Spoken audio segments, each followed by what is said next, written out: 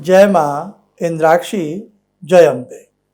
इंद्राक्षी धाम में सभी साधकों का हम हार्दिक स्वागत करते हैं। आज श्रावण मास का अंतिम सोमवार है। हालांकि गुजरात और महाराष्ट्र में श्रावण थोड़ा लेट तक चलता है, सबका अपने अपने पंचांग स्थिति के हिसाब से है, लेकिन हम दिल्ली, पंजाब, यूपी इस साइड की सारी बेल्ट को देखें तो उस हिसाब से आज श्रावण मास का अंतिम सोमवार है। आज 24 तारीख है और सोमवार जो है भगवान शिव को अति प्रिय है। एक तो सोमवार भगवान शिव को वैसे ही प्रिय है, लेकिन श्रावण मास का जब सोमवार आता है तो वो भगवान शिव को अति प्रिय होता है।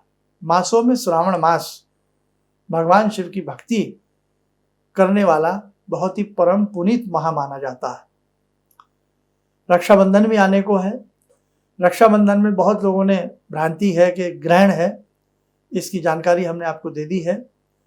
28 अगस्त का रक्षाबंधन मनाया जाएगा मध्याह्न समय में, और उस दिन किसी भी प्रकार से कोई ग्रहण नहीं है। भारत में ग्रहण नहीं है, यह आप ध्यान रखें। इसके लिए सारी वीडियो हमारी आपको दे दी गई है। तो आज सावन का सोमवार है। जिसने सावन में भक्ति ना की हो, आज इस अंतिम सोमवार में जरूर करे। भगवान शिव की फोटो के सामने बैठे या उनका ध्यान करे, ये मंदिर में शिवलिंग के पास जावे, सामग्री ले जावे, फूल पत्ती आदि जो भी पूजन का सामान होता है, आप सबको आपको मालूम ही है। भगवान शिव को प्रणाम करे, ओम नमः शिवाय ओम नमः शिवाय जपे, पंचोपचार उनका पूजन करके धूप दीप चंदन तिलक आदि अर्पण करके, बेलपत्र जल आदि चढ़ा करके भगवान शिव को प्रणाम करे और उन्हीं के श्री चरणों में दीप आदि जला करके आप हिरिम नमः शिवाय हिरिम, हिरिम नमः शिवाय हिरिम, हिरिम नमः शिवाय हिरिम इस महामंत्र की 5 माला करें या 11 माला करें। अति उत्तम फल की प्राप्ति होगी। दिन में चलते फिरते उठते बैठते, आज सोमवार है, इसी मंत्र को आप लोग जपते रहें। और नंदी की सेवा करने से महापातक जैसे कष्टों का विनाश होता है। कहीं भी आपको नंदीश्वर दिखाई दें तो आप नंदी की सेवा जरूर करिएगा। बड़ा दुख लगता है, बहुत पीड़ा लगती है कि जब गाय ब्याती है तो बहुत लोग नंदियों को ऐसे ही, बेचारे छोटे छोटे बच्चे को ऐसे ही छोड़ देते हैं मरने के लिए। बहुत दुख लगता है। कहाँ से लगता है कि वो भगवान शिव को मानते हैं? कहाँ से लगता है कि उनके अंदर इंसानियत नाम की कोई चीज़ है? केवल दूध का व्यापार, बस दूध चाहिए, बस दूध चाहिए। आप कभी सड़क पर निकलें, हाईवे पर देखें, इधर उधर देखें, वो बेचारे पानी के लिए, प्यास बुझाने के लिए, अन्न के लिए मारे मारे घूमते हैं। क्या यही नंदीश्वर की पूजा है? क्या ऐसे ही दर्शन भगवान शिव चाहते हो आप, भगवान शिव के आपको दर्शन हो जाए और महाकाल आपसे प्रसन्न हो जाएंगे? कदापि नहीं हो सकते। खच्चर पर बैठ करके आप भगवान शिव के दर्शन करने का प्रयास करते हो, आपकी टांगें दुखती हैं, क्या उसकी टांगें नहीं दुखती? क्या उसको दर्द नहीं होता?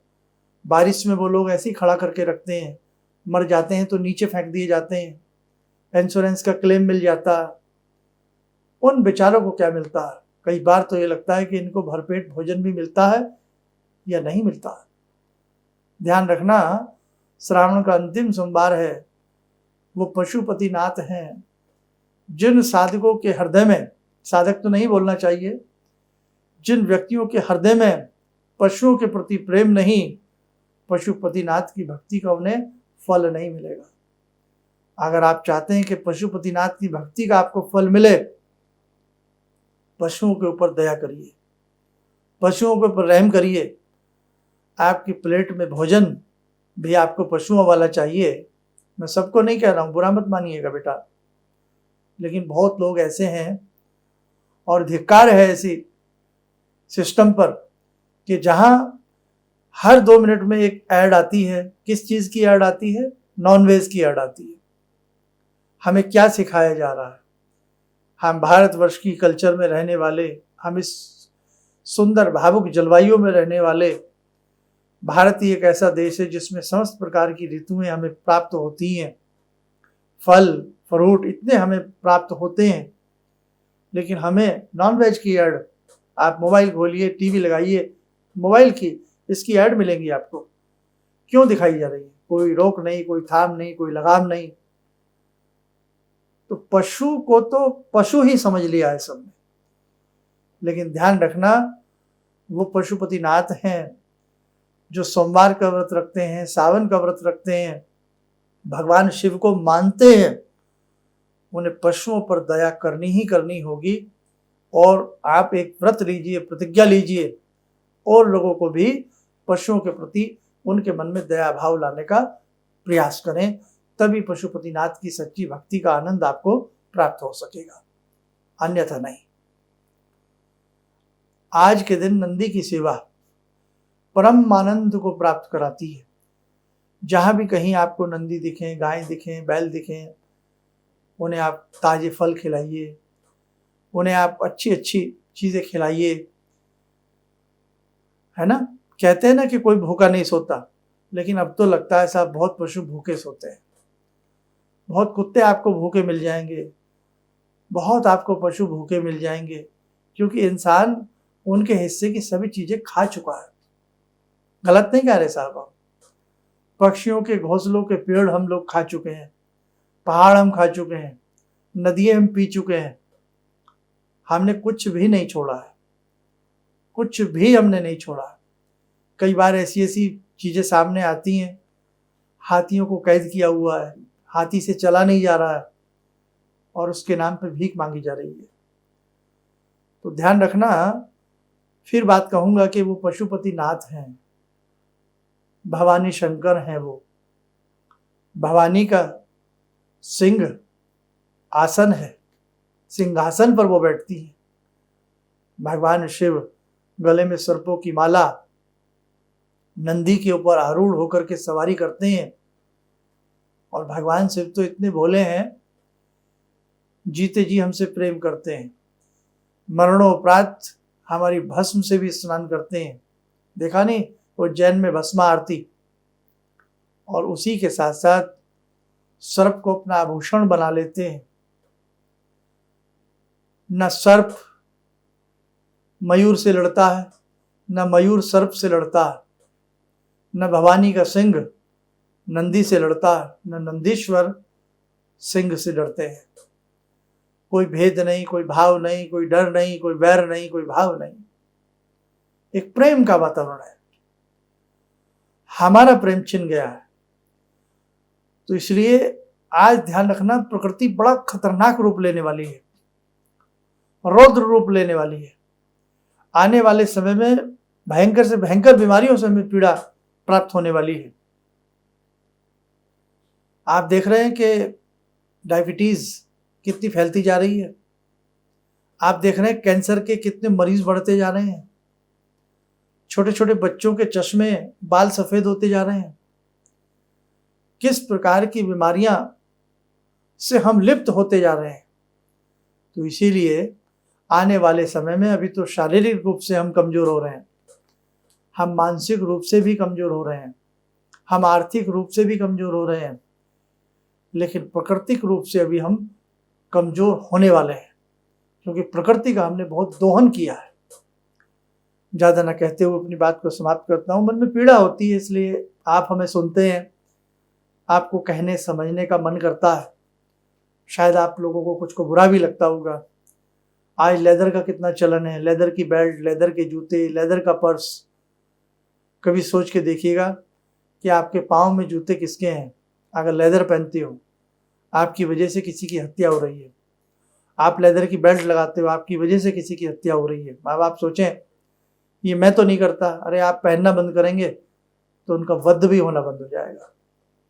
इसीलिए आप अपनी प्लेट में सात्विक आहार लीजिए। प्रकृति ने बहुत कुछ दिया है, नाना भांति की वेजिटेबल्स हैं, नाना भांति के ड्राई फ्रूट्स हैं, नाना भांति के फ्रूट्स हैं, लेकिन उसके बाद भी इंसान का पेट भरता नहीं है। वो किसी की हत्या करवाता है और बहुत मज़े से खाता है। तो भाई बहुत चीज़ें हैं समझने और सुनने वाली, और फिर भी हम कहते हैं हम पशुपतिनाथ के शिष्य हैं। हम पशुपतिनाथ गए थे दर्शन करने, हम गए थे भगवान शिव के दर्शन करने। तो आप समझ सकते हैं कि शिव आपसे प्रसन्न है, लेकिन हमें नहीं लगता कि भगवान ऐसे लोगों से प्रसन्न होते हों जिनके मन में दया ना हो, जिनके मन में भाव ना हो पशुओं के प्रति। खैर, आज बहुत अच्छा सोमवार है। जितना आपसे सुंदर बन पड़े भगवान शिव की भक्ति आप करिएगा, आनंद आएगा। एक छोटा सा संदेश, 6 सितंबर को एक विशेष पूजन इंद्राक्षी धाम में होने वाला है। महाकाल का ये विशेष पूजन है। इस पूजन में हम आए हुए सभी भक्तों को श्रावण में सिद्ध किए गए रुद्राक्ष देने वाले हैं प्रसाद रूप में।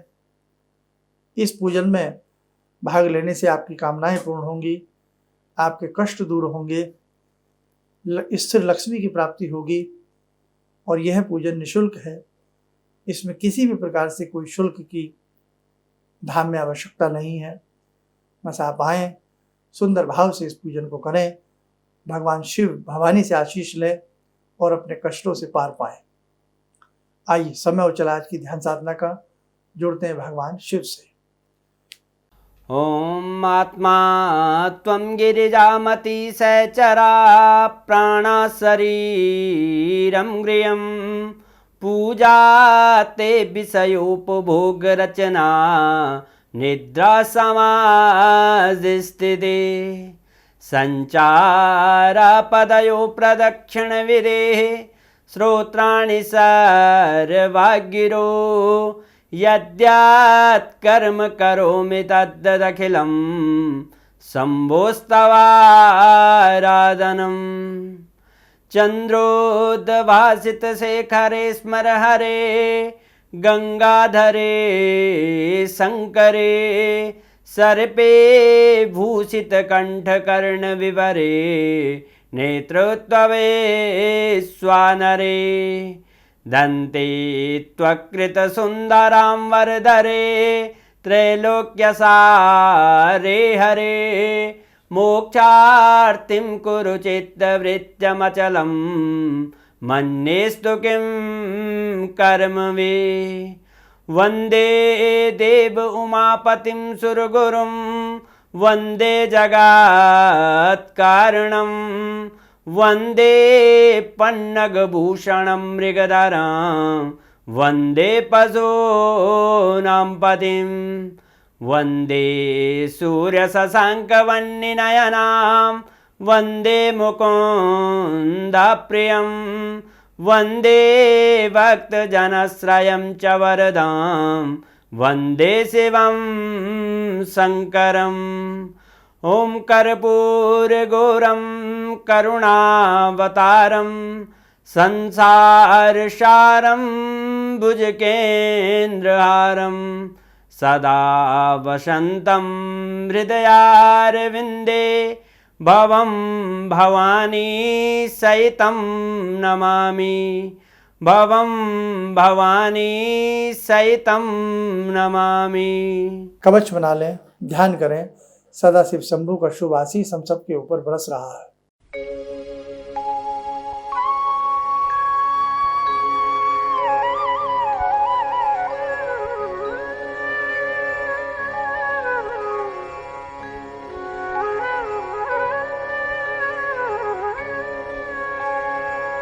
ओम बोलते हुए नेत्र खोलें, सामान्य हो जाए। देखो साधुकों, बहुत सारी बातें हैं, बहुत सारी ऐसी चीजें हैं जो अभी बहुत कुछ हमने आपने बैठ करके शेयर करना है और संसार में बहुत कुछ अच्छा करने का प्रयास करना है। चलिएगा, आप सब लोग स्वस्थ रहें, सुखी रहें। इन्हीं शुभकामनाओं के साथ हम अपनी वाणी को विराम देते हैं। जय जय अम्बे। किसी भी समस्या के समाधान के लिए मिले प्रसिद्ध हस्तरेखा एवं वास्तु विशेषज्ञ प्रोफेसर धर्मेंद्र शर्मा जी से। नोट: शिविर में भाग लेने हेतु एवं व्यक्तिगत रूप से मिलने के लिए कॉल करने का समय सुबह 10 बजे से शाम 6 बजे तक। हमारे विभिन्न ज्ञानवर्धक कार्यक्रम देखने के लिए आप हमें अभी सब्सक्राइब करें, बेल आइकन को प्रेस करें ताकि आप देख सकें हमारा कार्यक्रम सबसे पहले। और अधिक जानकारी के लिए फेसबुक पेज को लाइक करना न भूलें।